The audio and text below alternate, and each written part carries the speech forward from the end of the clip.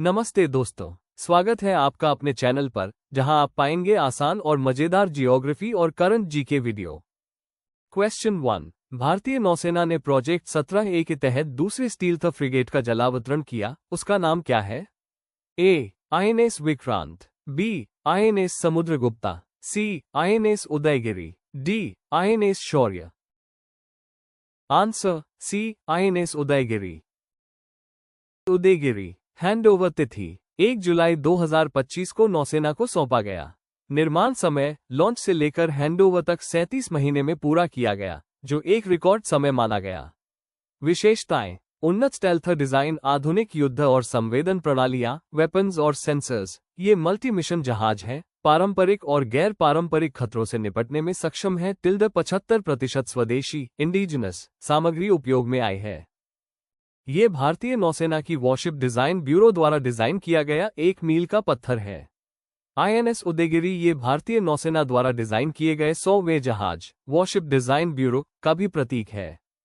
Question 2। प्रधानमंत्री नरेंद्र मोदी द्वारा 13 अक्टूबर 2025 को शुरू की गई 2 प्रमुख कृषि पहलें कौन सी हैं? ए. पीएम कृषि सिंचाई योजना और राष्ट्रीय कृषि बीमा योजना, बी. पीएम धन धान्य कृषि योजना और दालों में आत्मनिर्भरता के लिए मिशन, सी. पीएम किसान सम्मान निधि और पीएम फसल बीमा योजना, डी. पीएम किसान योजना और कृषि कौशल विकास योजना। Answer B. पीएम धन धान्य कृषि योजना और दालों में आत्मनिर्भरता के लिए मिशन। प्रधानमंत्री नरेंद्र मोदी ने 13 अक्टूबर 2025 को कृषि क्षेत्र में 2 प्रमुख पहल की शुरुआत की, जो इस प्रकार है। प्रधानमंत्री धन धान्य कृषि योजना। इस योजना का उद्देश्य 100 जिलों में कृषि उत्पादकता, फसल विविधीकरण, सिंचाई, चरणबद्ध भंडारण एवं किसान क्रेडिट सुधार को सक्षम करना है। दलहन आत्मनिर्भरता मिशन। इस मिशन का लक्ष्य दालों की खेती को बढ़ाना, उनकी उत्पादकता सुधारना, मूल्य श्रृंखला प्रोक्योरमेंट, स्टोरेज, प्रोसेसिंग को सुदृढ़ करना और भारत को दालों के आत्मनिर्भर बनाना है।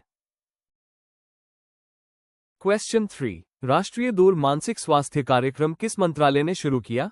अ. स्वास्थ्य और परिवार कल्याण मंत्रालय, बी. महिला और बाल विकास मंत्रालय, सी. सामाजिक न्याय और अधिकारिता मंत्रालय, डी. शिक्षा मंत्रालय। Answer B. महिला और बाल विकास मंत्रालय। टेलीमानस का पूरा नाम है tele mental health assistance and networking across states. ये भारत सरकार की राष्ट्रीय मेंटल हेल्थ प्रोग्राम NTMHP की डिजिटल कड़ी है। इसे 10 अक्टूबर 2022 को वर्ल्ड मेंटल हेल्थ डे पर लॉन्च किया गया था। इस कार्यक्रम को स्वास्थ्य और परिवार कल्याण मंत्रालय, मिनिस्ट्री ऑफ हेल्थ और फैमिली वेलफेयर, भारत सरकार, जिम्मा दिया गया है। इसे राष्ट्रीय मानसिक स्वास्थ्य कार्यक्रम NMHP के अंतर्गत डिजिटली एकीकृत सेवा के रूप में संचालित किया जाता है। निम्हांस, बेंगलुरु को नोडल केंद्र बनाया गया है तथा IIT Bangalore, international institute of information technology, Bangalore, कार्यक्रम को तकनीकी सहायता एवं प्लेटफॉर्म देने में संलग्न है। क्वेश्चन 4। किस राजनीतिक नेता की पुस्तक अग्निपथ नहीं जनपथ का विमोचन 13 अक्टूबर 2025 को जयपुर में हुआ? A. Bhajanlal Sharma, B. Satish Poonia, C. Rajendra Rathore, D. Vasundhara Raje. Answer B. Satish Poonia. पुस्तक का शीर्षक अग्निपथ नहीं जनपथ। लेखक डॉक्टर सतीश पूनिया, जो राजस्थान भाजपा के वरिष्ठ नेता और पूर्व प्रदेशाध्यक्ष है। विमोचन तिथि 13 अक्टूबर 2025। स्थान जयपुर, राजस्थान। कार्यक्रम में प्रमुख अतिथि कई वरिष्ठ भाजपा नेता, शिक्षाविद और समाजसेवी उपस्थित रहे। पुस्तक की विषय वस्तु। ये पुस्तक राजनीति, जनसेवा और सामाजिक सरोकारों पर आधारित है, जिसमें लेखक ने अपने अनुभव और विचार साझा किए हैं। 7. मुख्य संदेश। राजनीति केवल सत्ता का मार्ग नहीं, बल्कि जनपथ यानी जनता की सेवा का पथ है। यही पुस्तक का मूल संदेश है। 8. अग्निपथ नहीं जनपथ शीर्षक का अर्थ ये बताता है कि राजनीति में संघर्ष तो होता है, अग्निपथ, लेकिन उसका उद्देश्य जन कल्याण होना चाहिए, जनपथ। 9. लेखन शैली आत्मकथात्मक और प्रेरणादायी, जिसमें लेखक ने अपने राजनीतिक जीवन की घटनाओं को सरल भाषा में लिखा है। 10. महत्व। ये पुस्तक युवाओं को जनसेवा और राष्ट्र निर्माण की दिशा में प्रेरित करने वाली रचना मानी जा रही है। क्वेश्चन 5। भारत और किस देश के बीच चौथा संयुक्त सैन्य अभ्यास ऑस्ट्राहिंद 2025 आयोजित हुआ? A. Australia, B. Japan, C. रूस, D. Britain. Answer A. Australia. इस अभ्यास का नाम एक्सरसाइज ऑस्ट्राहिंद 2025 है। यह अभ्यास 13 अक्टूबर 2025 से 26 अक्टूबर 2025 तक ऑस्ट्रेलिया के पेर्थ में आयोजित किया गया। इसमें भारत की एक टुकड़ी, लगभग 120 सैनिक, ऑस्ट्रेलिया रवाना हुई थी। यह अभ्यास दोनों देशों की सेनाओं की सामरिक समन्वय, इंटरऑपरेबिलिटी, संयुक्त अभियानों, शहरी एवं अर्ध शहरी क्षेत्रों में संचालन आदि क्षमताओं को बढ़ाने के उद्देश्य से किया गया। भारत ऑस्ट्रेलिया के रक्षा संबंधों को मजबूत करने और साझेदारी को बढ़ावा देने में ये अभ्यास महत्वपूर्ण माना जा रहा है।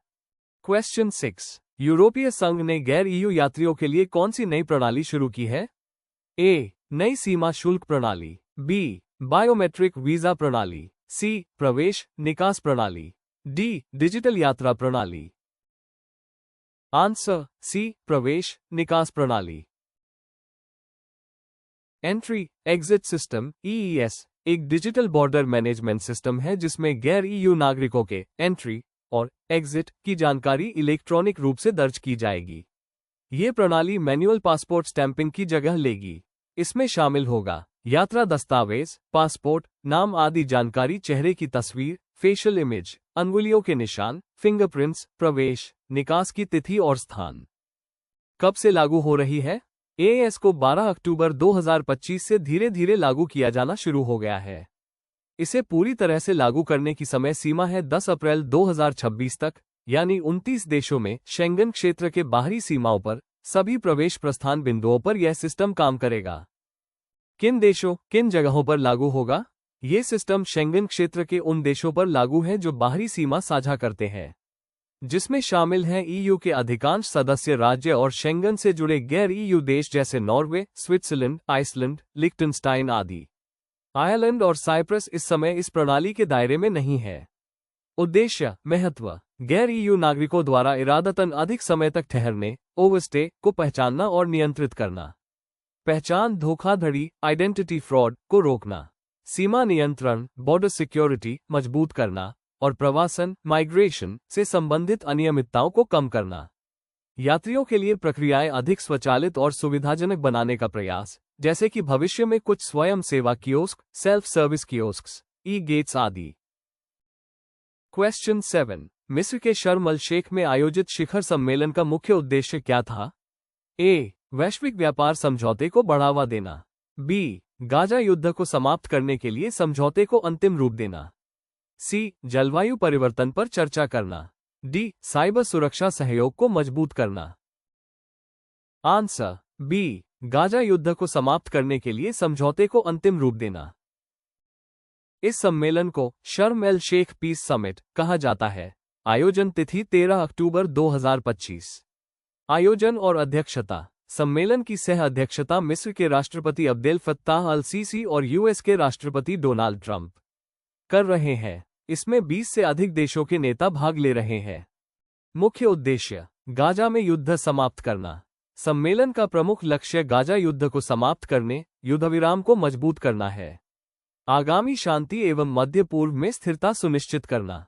मध्य पूर्व क्षेत्र में दीर्घकालीन शांति, सुरक्षा व स्थिरता का नया चरण शुरू करना। गाजा के पुनर्निर्माण, रिकंस्ट्रक्शन एवं मानवीय सहायता, ह्यूमैनिटेरियन एड। युद्ध के बाद गाजा की बुनियादी संरचनाओं की मरम्मत, प्रभावित लोगों की सहायता तथा जीवन की सामान्य स्थिति बहाल करना। भविष्य की शासन व्यवस्था, गवर्नेंस और सुरक्षा उपाय। इस बात पर विचार करना कि युद्ध के बाद गाजा में सुरक्षा, प्रशासन और सरकार किस तरह काम करेगी, कैसे कानूनी व्यवस्था हो, नियंत्रण किसके हाथ में हो और आतंकवादी तत्वों से कैसे निपटा जाए। रिहाई, हॉस्टेज, प्रिजनर रिलीज एवं युद्धविराम समझौते पर हस्ताक्षर। सम्मेलन के दौरान युद्धबंदी एवं बंदी या कैदी जारी करने के समझौते पर हस्ताक्षर की संभावना है। क्वेश्चन 8। विकसित भारत बिल्डथॉन 2025 नाम से भारत का सबसे बड़ा स्कूल हैकाथॉन किस राज्य में शुरू हुआ? A. Tamil Nadu, B. Odisha, C. Gujarat, D. Karnataka. Answer D. Karnataka.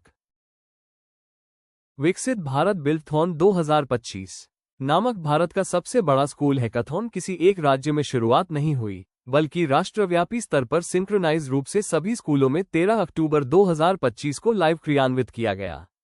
इस कार्यक्रम का आयोजन शिक्षा मंत्रालय, अटल इनोवेशन मिशन, नीति आयोग एवं AICTE के सहयोग से हुआ।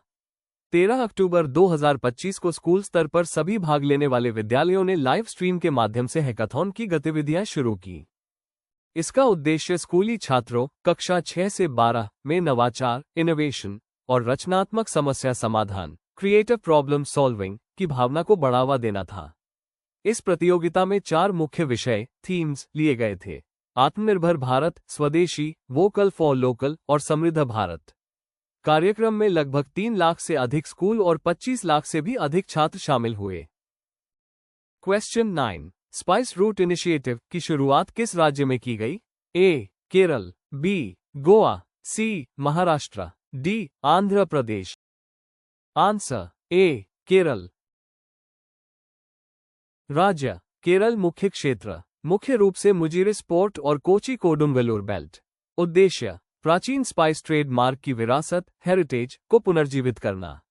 सांस्कृतिक, ऐतिहासिक और पर्यटन गतिविधियों को प्रोत्साहन देना। विभिन्न देशों के बीच सांस्कृतिक आदान प्रदान और पुरातात्विक स्थलों, विरासत भवनों के संरक्षण को बढ़ावा देना। संगठन इस पहल को केरल राज्य सरकार द्वारा यूनेस्को और अन्य अंतर्राष्ट्रीय संगठनों के सहयोग से किया गया है। प्रारंभ वर्ष पब्लिक रिपोर्टों के अनुसार इस पहल को 2013 से 14 के आसपास जोर शोर से आगे बढ़ाया गया, जब केरल सरकार ने यूनेस्को के साथ MOU पर हस्ताक्षर किया। क्वेश्चन 10, भारत की वित्तीय जांच एजेंसियों ने किस कंपनी की परिसरों की तलाशी ली जिसे बच्चों की मौतों से जुड़े खांसी सिरप से जोड़कर देखा जा रहा है? A. Cipla LTD, B. Doctor Reddy's laboratories, C. Sresan pharma, D. Zydus Cadila. Answer C. Sresan pharma. भारत की वित्तीय जांच एजेंसी प्रवर्तन निदेशालय एड ने श्रेसन फार्मास्यूटिकल्स नामक कंपनी के परिसरों पर छापेमारी की है। ये कंपनी अपने कोल्ड रिफ कफ सिरप के लिए जानी जाती है, जो मध्य प्रदेश में 21 से अधिक बच्चों की मौत से जुड़ा हुआ है। ये सिर्फ डाइथिलीन ग्लाइकोल DEG से संदूषित पाया गया था, जो मानव स्वास्थ्य के लिए अत्यंत हानिकारक है। चैनल को लाइक करें, शेयर करें एंड सब्सक्राइब करें। Thank you for watching videos.